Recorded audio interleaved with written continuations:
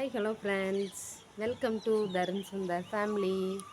இன்றைக்கி பார்த்தீங்கன்னா காலையிலே பேச வந்துட்டேங்க. ஏன்னு கேட்டிங்கன்னா நேரம் ஆக ஆக பசங்க வந்து ஃபோனை கேட்க ஆரம்பிச்சிடுறாங்க. லீவுங்கிறதுனால வெளியில் போனால் பிரச்சனை வரும், விழுந்துருவாங்களோன்னு பயந்துக்கிட்டு ஃபோனையாவது கொடுத்து உட்கார வச்சுருவோமே அப்படின்ற ஒரு இதில் வந்து மைண்ட் ஆப்பில் வந்தாச்சு. பசங்க வந்து பாதுகாப்பாக இருந்தால் போதும், வீட்டுக்குள்ளே இருந்தால் போதும்ன்ட்டு ஃபோனை கையில் கொடுத்துட்றது. அதனால் அதுவும் சுந்தரு என் ஃபோன் இல்லாமல் இருக்கவே மாட்டேங்கிறான். முகம் வந்து வீங்கியிருக்குல, அது இப்போ காலையில் எந்திரிச்சிட்டேன். இருந்தாலும் அந்த நம்ம மாத்திரையெல்லாம் போடுறதுனால விட்டமின் மாத்திரை, கால்சியம் மாத்திரை, அயன் மாத்திரை, என்னென்னமோ சொல்கிறாங்க, இவ்வளோ மாத்திரை இருக்குது. அதெல்லாம் போடுறதுனால முகம் ஊதுது, மூக்கெல்லாம் அலர்ஜியாக வந்துருச்சு. இன்னும் ஒரே ஒரு மாதம். நிறைய பேர் வந்து டெலிவரி டேட் எப்போன்னு கேட்டுகிட்டே இருந்தீங்க கமெண்ட்டில். டெலிவரி டேட் எனக்கு கொடுத்துருக்கிறது வந்து ஜூன் 4 கொடுத்துருக்காங்க. ஆனால் ஜூன் 25லேயே வந்து அட்மிட் ஆக சொல்லியிருக்காங்க. நார்மல் டெலிவரி தான். எதுக்காக அட்மிட் ஆக சொல்லியிருக்காங்க அப்படின்னு பார்த்தீங்கன்னா, குழந்தை வந்து குறுக்க இருக்குது. இன்னொன்று, குழந்தைக்கு போகக்கூடிய ரத்த ஓட்டம் அதிகமாக இருக்குங்கிறதுனால மே 25 வந்து அட்மிட் ஆகிற மாதிரி சொல்லியிருக்காங்க. ஒருவேளை அதுக்குள்ளே 9th மந்தில் ஒரு ஸ்கேன் எடுக்க சொல்லுவாங்க. இப்போ நான் 9 மாதம் பிறந்துருச்சு. இன்னும் ஒரு வாரத்தில் இன்னொரு ஸ்கேன் எடுப்பேன். அந்த ஸ்கேனில் வந்து குழந்த அந்த செப்பாலிக் பொசிஷன் திரும்பிருச்சு, அந்த ப்ளட் ப்ரெஷர் கொஞ்சம் குறைஞ்சிருக்கு அப்படின்னா கொஞ்சம் அந்த நார்மலாக வழி வர்ற வரைக்கும் வெயிட் பண்ணுவாங்க. இல்லைன்னா அந்த அவங்க கொடுத்துருக்கக்கூடிய அந்த 25 தேதியிலேயே நமக்கு வலி வர்றதுக்கான இன்ஜெக்ஷன் போட்டு குழந்தைய வெளியில் எடுத்துருவாங்க. பிரச்சனைங்கிற சூழ்நிலையில் சீக்கிரம் வலி வர்றதுக்கான அதுக்கு அந்த ஊசி போட்டு எடுத்துருவாங்க. குழந்தையோட தலை திரும்பிருச்சு அப்படின்னா நார்மல் டெலிவரி ஆயிரும். திரும்பலை, அந்த எங்கேஜ் பொசிஷனில் தான் இருக்குது அப்படின்னா கண்டிப்பாக ஆப்ரேஷன் தான் அப்படின்ட்டு சொல்லிட்டாங்க. டாக்டர் அம்மா வந்து கொஞ்சம் நம்பிக்கையாக தான் சொல்லியிருக்காங்க. நர்ஸுங்க வந்து இந்த மாதிரி சொல்லியிருக்காங்க.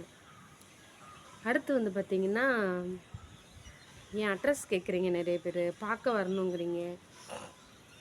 அப்புறம் குழந்த பிறந்தா பார்க்க வரேன்னு சொன்னீங்க. அவங்களுக்கெல்லாம் நான் ஒன்று சொல்லிக்கிறேன், கண்டிப்பாக குழந்த பிறந்த உடனே சொல்கிறேன். ஏன்னா நான் இப்போ இருக்கிறது வாடகை வீட்டில் இருக்கேன். அதனால் இந்த அட்ரஸ் எனக்கு அவ்வளோவா சரியாக தெரியாது, டோர் நம்பர் இந்த மாதிரிலாம் தெரியாது. நான் இப்போ சொந்த வீட்டில் இல்லை, வீடு கட்டணுங்கிறதுக்காக நம்ம வாடகை வீட்டில் இருக்கிறதுனால இங்கே உள்ள அட்ரஸ் எனக்கு சரியாக தெரியாது. குழந்த பிறந்தால் பார்க்க வரணும்னு நினைக்கிறவங்க கண்டிப்பாக கும்பகோணம் ஜிஹெச்சில் தான் பிறக்கும். குழந்த பிறந்த உடனே நான் உங்களுக்கு அப்டேட் பண்ணுறேன். பொண்ண உடனே பார்க்க வாங்க, சரிங்களா? கும்பகோணத்தில் தான் ஒரு வாரம், எப்படி குடும்ப கட்டுப்பாடு ஃபேமிலி பிளானிங்லாம் பண்ணுறதுனால ஒரு வாரம் கண்டிப்பாக அங்கே ஜிஹெச்சில் தான் இருப்பேன். அதனால் என்னை பார்க்க வரணும்னு நினைக்கிறவங்க எங்கேயுமே அலையாமல் கும்பகோணம் ஜிஹெச்சில் வந்து என்னை வந்து பார்த்துக்குங்க, சரியா? அடுத்து வந்து என்னுடைய பழைய வீடியோ இப்போ புதுசாக இப்போ பார்க்குறவங்க இருப்பாங்கள்ல, நம்ம சேனல்லையே புதுசாக பார்க்குறவங்க, அவங்களுக்கு நான் ப்ரெக்னெண்ட்டாக இருக்கிறது தெரியலையா? அதனால் கொஞ்சம் யூடியூப் பற்றி நிறைய டவுட்டு கேட்குறீங்க. என்னையால் இப்போ இருக்கக்கூடிய சூழ்நிலையில் யூடியூப் பற்றின டவுட்டுக்கு என்னால் ரிப்ளை பண்ண முடியல. இருந்தாலும் ஒவ்வொருத்தருக்கு நான் பண்ணுறேன். பசங்க ஃபோனை வாங்கிறதுனால என்னால் அந்த ரிப்ளை பண்ணுறதுக்கு ரொம்ப டைம் எடுக்குது. அதனால் பார்த்திங்கன்னா உங்களுக்கு கொஞ்சம் அந்த பதில் சொல்ல முடியல. அதனால் காலதாமதத்திற்கு மன்னிக்கவும். இது எத்தனாவது மந்த்துன்னு நிறைய பேர் கேட்டீங்க. இது வந்து 9 பிறந்துருச்சு, எனக்கு 9வது மாதம் ஆரம்பிச்சிருச்சு. இன்னும் கொஞ்ச நாள் தாங்க. இன்றைக்கி தேதி எத்தனை, 23 நினைக்கிறேன், 22. அதனால் கொஞ்சம் இன்னும் இந்த ஒரு மாதம் எனக்கு ரொம்ப சிக்கலாக இருக்கும். ரொம்ப தூக்கம் வருது, ரொம்ப பசிக்குது. நம்மளே சமைச்சு நம்மளே சாப்பிட்டு வீட்டு வேலையும் பார்த்து 2 பிள்ளைகளையும் பார்த்து ரொம்ப கஷ்டமாக இருக்குது. இப்போ வீட்டில் யாராவது பெரிய ஆளுங்க இருந்தால் தெரியாது. எல்லாருக்கும் ஒன்று சொல்லிக்கிறேன், உங்கள் மாமியாரையோ வீட்டில் இருக்க பெரியவங்களையோ பெண்கள் அவங்கள ஒரு ஒரு ஒரு ஒரு துச்சமாக நினைக்காதீங்க. அவங்க வந்து உங்களுக்கு வந்து உறுதுணையாக தான் இருப்பாங்களே தவிர, ஒவ்வொரு மருமகளுக்கும் மாமியாருக்கும் ஆகாமல் இருக்கலாம். உங்களை பிடிக்கலைனாலும் உங்கள் பிள்ளைங்களை நல்லா பார்த்துக்குருவாங்க. உங்களுக்கு ஏதோ ஒரு ஒரு ஆள் இருக்குன்ற ஒரு தெம்பாக இருக்கும். எனக்கெல்லாம் யாருமே இல்லை. நிறைய வாட்டி சொல்லியிருக்கேன், நிறைய வாட்டி என் ப்ரெக்னன்சி எக்ஸ்பீரியன்ஸ் சொல்லியிருக்கேன். அது எதுக்கு சொல்கிறேன்னா, எனக்கு நானே ஒரு கான்ஃபிடென்ட் வளர்த்துக்கிறதுக்கு தான். என்ன தான் வளர்த்தாலும் ஒரு பயம் இருக்கும்ல. நார்மல் டெலிவரி தான் இருந்தாலும் ஒரு பயம் இருக்கும்ல.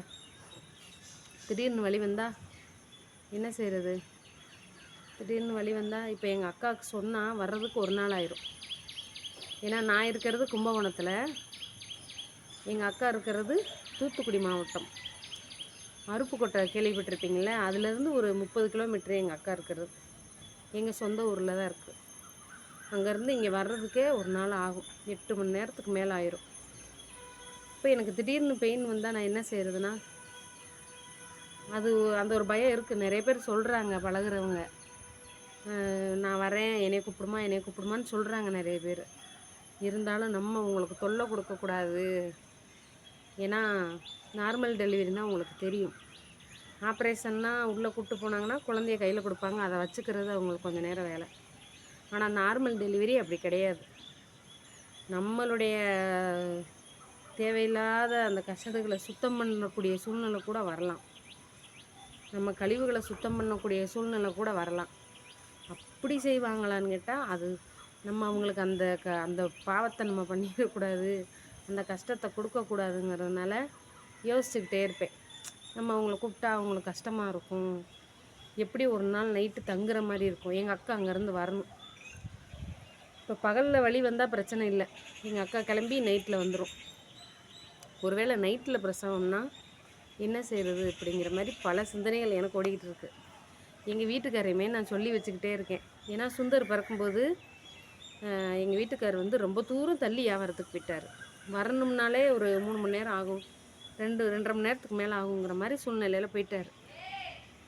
ஆனால் எங்கள் மாமனார் தான் என்னையை வந்து கூப்பிட்டு போனார் பிரசவத்துக்கு. ஒரு அம்மா பக்கத்தில் கீரை வைக்கிற அம்மாவை கூப்பிட்டு நானும் எங்கள் மாமனார் எல்லாம் சேர்ந்து போனோம். இப்போ எங்கள் மாமனாரும் இல்லை, எங்கள் மாமியார் இல்லை, எங்கள் அம்மா இல்லை, யாருமே இல்லை. அந்த பையனுக்காவது எங்கள் மாமனார் ஒரு பில்லர் மாதிரி இருந்தார், இப்போ அதுவும் இல்லை. அதனால் எங்கள் வீட்டுக்கார்ட்ட ஒரு ரெக்வெஸ்ட் என்னென்னா, ஒரு அரை மணி நேரத்துக்குள்ளே ஃபோன் பண்ணால் வர்ற மாதிரி வியாபாரத்துக்கு போங்க அப்படின்னு சொல்லி வச்சுருக்கேன். போன உடனே கூப்பிட்ட உடனே ஓடியார மாதிரி. என்ன தான் யாரையாவது பெண்களை கூப்பிட்டு போனாலும் நமக்கு அந்த நேரத்தில் கணவர் இருக்கணும்ல.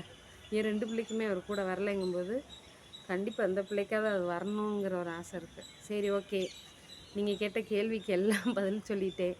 இன்னும் ஏதாவது கேள்வி இருந்தால் கேளுங்க. நாளைக்கு பார்ட் 2 போடுவோம். ஏன்னா என்னால் டெய்லி வீடியோ எடுக்க முடியல, எடுத்து அப்லோட் பண்ண ரொம்ப கஷ்டமாக இருக்குது. அங்கே பாருங்கள், புறாவை பாருங்கள். இப்போ நாங்கள் இருக்கோம்ல, இது வாடகை விட்டுக்கிட்டேன். உங்கள் புறா எப்படி உட்காந்துருக்கு பார்த்தீங்களா, வரிசையா தெரியுதா?